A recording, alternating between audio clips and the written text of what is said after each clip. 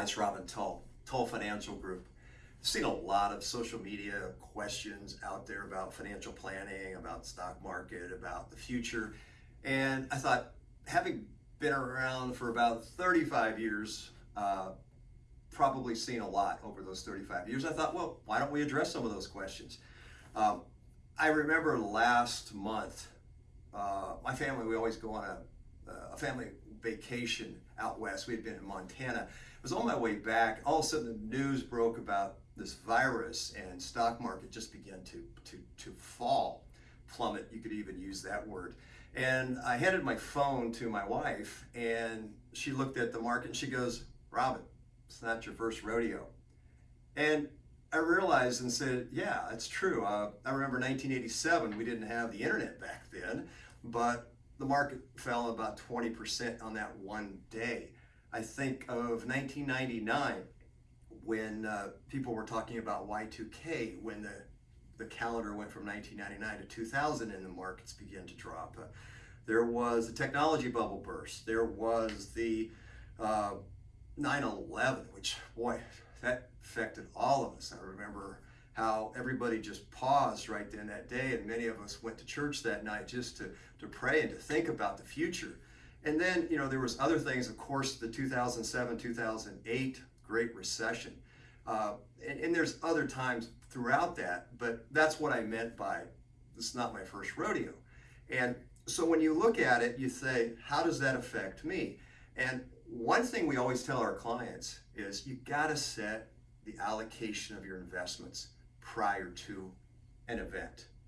Whether it's a presidential attempted assassination, whether it's something going on in the Middle East, or it's a virus.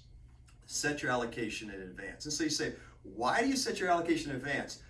It's because many times I'll ask my client when they first come in, and I'll say, tell me how much you can see the portfolio go down in about 12 months and not fire me. And then they kind of laugh and I go, no, really, that's true. Because you want to know what your sleep level is when a crisis hits. That's the first thing. Stocks, bonds, cash. What's the allocation? And then the second thing is, which you hear a lot, is set aside some cash. 3 months, 6 months. For our retired clients, we generally set between 12 and 18 months of cash aside so that they don't have to sell anything. The money's available, they can spend it down, so when they call us and say, hey, I need some money, how's this going to affect me? I say, remember the cash we set aside? It's there for you. So when you look at this, it's so important to set your allocation and then set the cash aside. And if you're not retired, this is the thing you hear about with Dave Ramsey. He talks about setting aside 3 to 6 months emergency funds.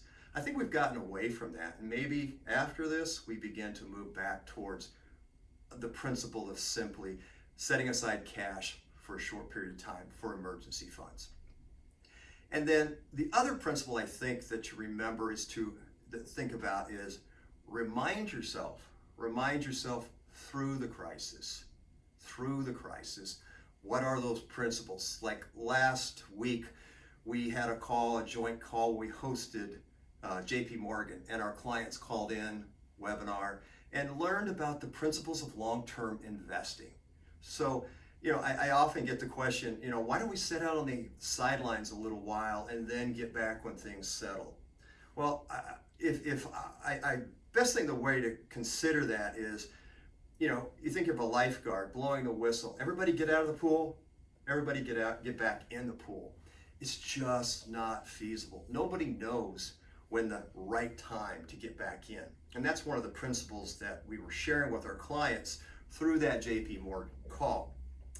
If you miss 3, 4, 5 of the best days, like we've been having in the last couple of weeks, it really affects your long-term performance of your portfolio. So that's really important that you don't try to time the market. So if I could just summarize real quickly, set your allocation in advance. Number 2, have cash available for this period of time. And then the third thing is, don't try to time the market. Continually remind yourself of those principles of financial planning that have been with us for so many years. Go see your financial advisor. If you don't have one, we'd be happy to speak with you at Tull Financial. Have a great day.